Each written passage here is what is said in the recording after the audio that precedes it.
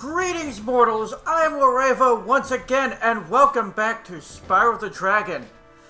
Today, we are going to be going through the ironically named Peacekeepers world. Of all the hub worlds in the game, I have to say, Peacekeepers has to be my favorite because of the kind of military themes. The terrain kind of has an old western-y feel to it, where it looks like something Wile E. Coyote and the Roadrunner would fight each other on. And they even give you a cannon to shoot at the enemies, which automatically hones in on the appropriate targets if you have it aimed correctly. The cannons, the themes, the music, the terrain, but the best thing in this hub world has to be the enemies. Give me just a second and I'll show you. Well, you already saw how they die. You flame them or charge them. They do that kind of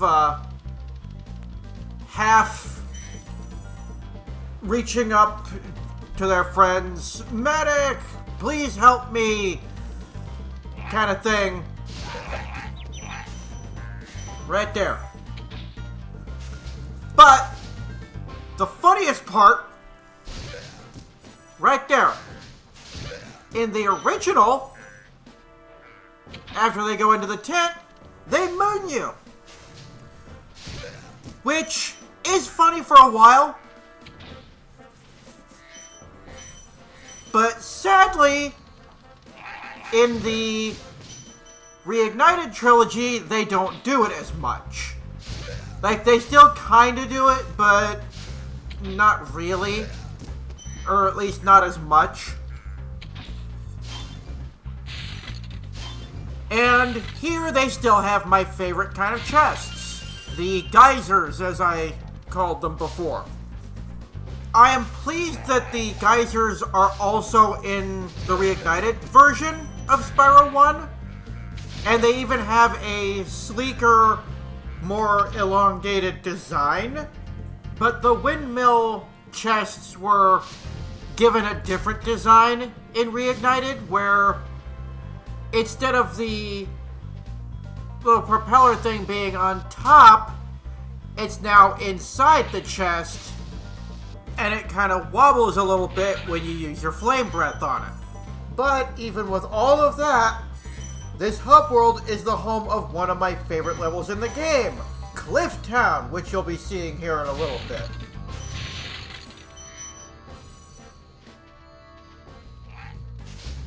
Now here you have a chance to see better what I was talking about. Right there. And I have to wonder in Nork speak what he's saying. Because he could be saying either get help or go on without me. If this is a older style military western-y type theme, I'm willing to bet it's the second one, where he's saying go on without me, but without a translator, it's hard to say. Plus, a good soldier never leaves a man behind. Not saying that these guys are good soldiers or anything, because they're not. But that's... Anyway, moving on. Hi, Spyro! Sparks the Dragonfly has been doing a good job protecting you. Make sure to keep him strong by feeding him lots of butterflies.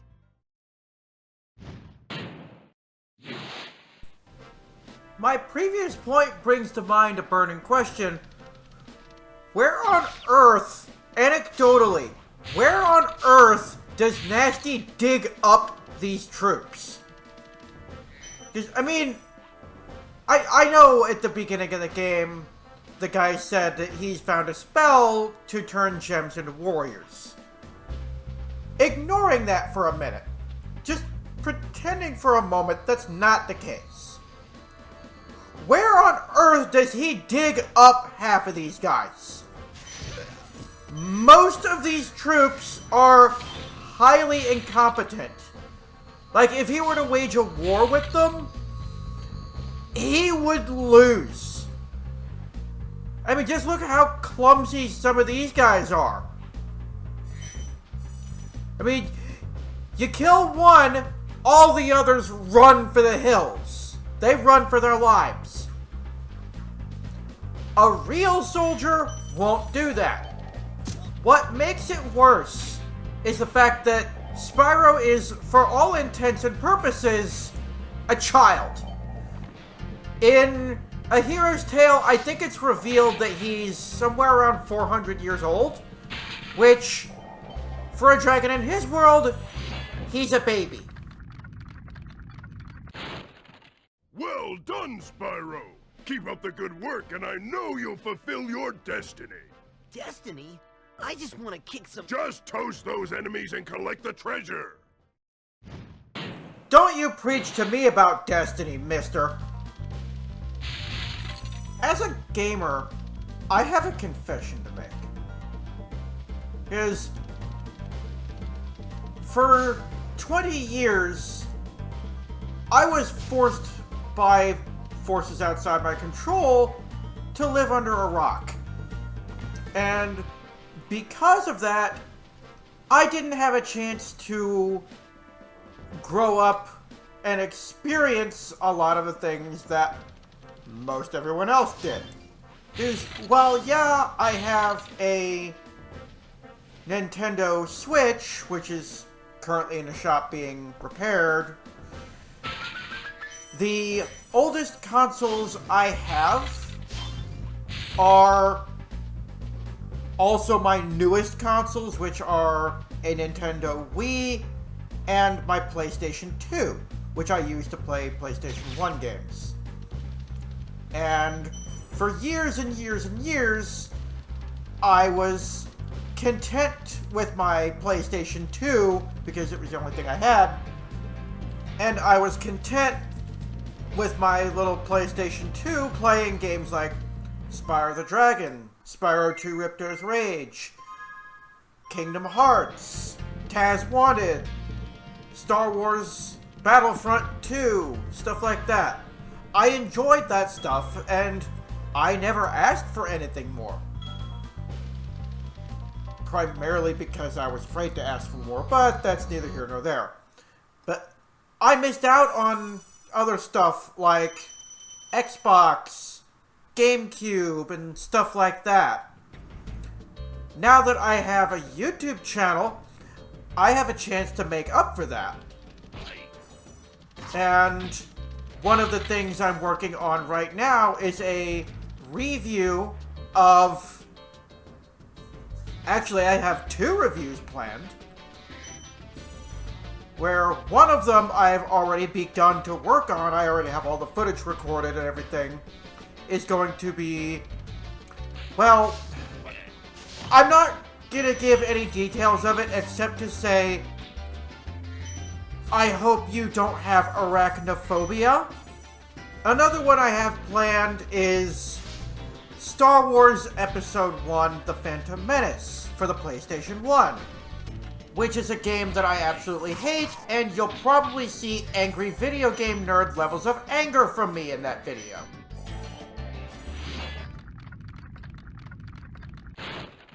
How's a dragon supposed to flame metal armor anyway? Remember, Spyro, flame won't harm metal, but charging with your horns, that should do the trick. I swear to God, I'm gonna start a drinking game. Take a shot every time you hear someone mention that. Seriously, whenever I finish the playthrough of this game, go through and watch the whole playlist from the beginning. And have whatever bottle of your favorite booze or whatever. By the end of the playlist, you'll be dead. I guarantee it. Now, what makes Cliff Town one of my favorite levels is the fact that it gives you a chance to experiment for the first time with gliding. That's the whole purpose of the design of this level. Because this is the first level where you really get a chance to really use your wings. Yeah, other levels had gliding areas too, but nothing like this. This whole area is designed to glide. You'll see here in a little bit. There are some people who will do no gliding challenges or no charging challenges or stuff like that with the Spyro games. This is one of those levels that you cannot 100% without gliding. Because there's a specific part of this level, that area right over there, that you cannot get to at all without gliding. Unless somehow you happen to have access to like a moon jump cheat or something like that. Which would probably still be using your wings anyway, and some people opt not to use their wings and make it a rule. Especially among the more hardcore community. But I'm not hardcore anything. In fact, I am one of the most casual gamers you'll ever see. I am the person that, if I need to, I have no problem using cheat codes. Now, for games like this, I absolutely do not use cheat codes because I don't need it here. With Gex, I don't use cheat codes because I want to do it authentic. And I want to at least have some level of professionalism in doing it. But in the case of the very first review I'm going to be doing, there is one specific thing in it that made it so incredibly difficult for me specifically that I had to use an invincibility cheat. I had no choice because with the way my playstyle is,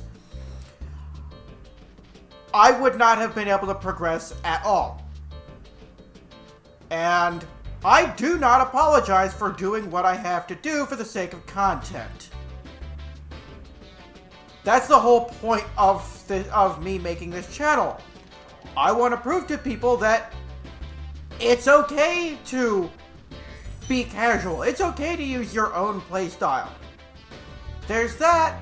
Then there's also the fact that Anger and I do not get along too well. If I'm spending 15 to 20 minutes in the first part of a level just trying to figure out how to get around one single obstacle, and it's making me mad to the point that I start swearing, that's not fun for me. Hey, what's on the other side of that river? Why don't you glide there and find out? Like, for example, in Spyro 2, Ripto's Rage, the second boss battle in the game, the battle with Gulp, that is a prime example of I don't do Rage, where I spend months and months and months trying to beat Gulp, and I just can't do it, and I finally get mad enough that I finally just give up and break out the invincibility cheat. And only, I think, twice have I ever been able to beat that boss fight properly. It's the same way with the Sephiroth boss battles in Kingdom Hearts and Kingdom Hearts 2. Where, yeah, if you can get the patterns down and your reflexes are good enough, you won't have a sweat with it. But as I mentioned before, in some of my other playthroughs, my reflexes are the equivalent of asking a sloth to try to catch a cheetah.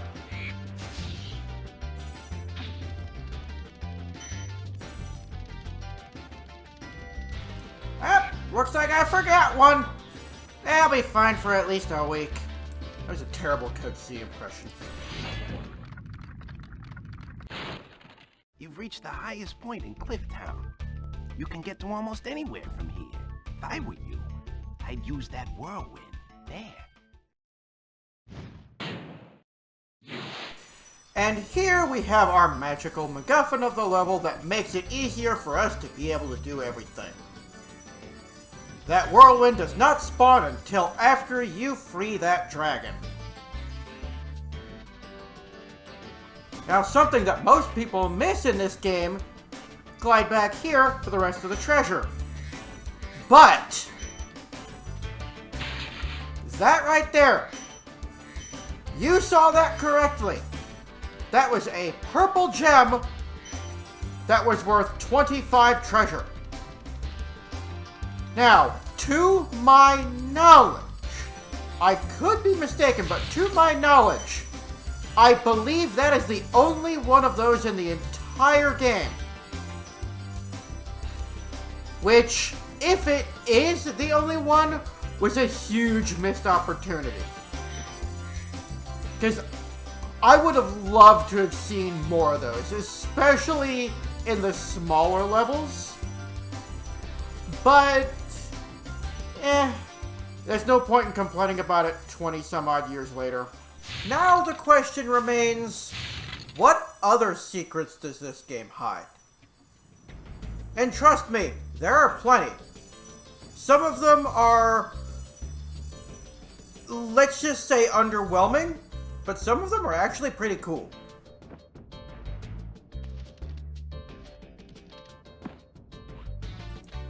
I believe I mentioned before that me and Rage don't get along well. There have been points in games that have caused me to rage quit.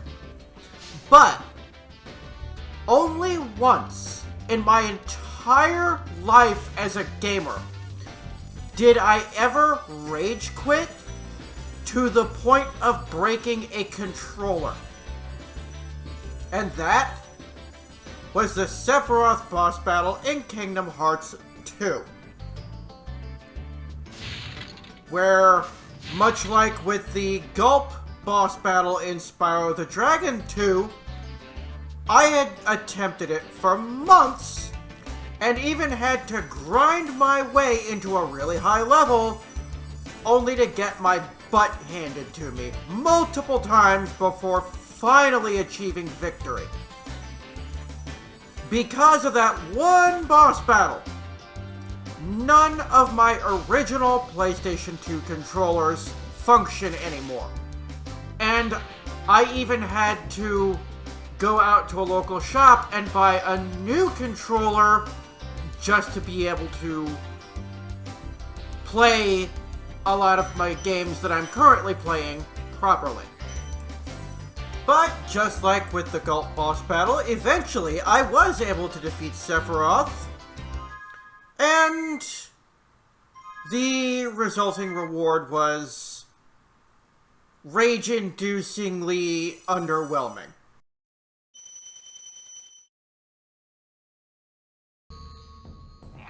Well, that is all the time I have for today. If you enjoyed this video, leave a like, subscribe, give me a comment with some feedback. If you have a suggestion for a playthrough or a review, drop it in the comments below. Until next time, this has been Warevo. Thanks for joining me, and I hope you don't have arachnophobia.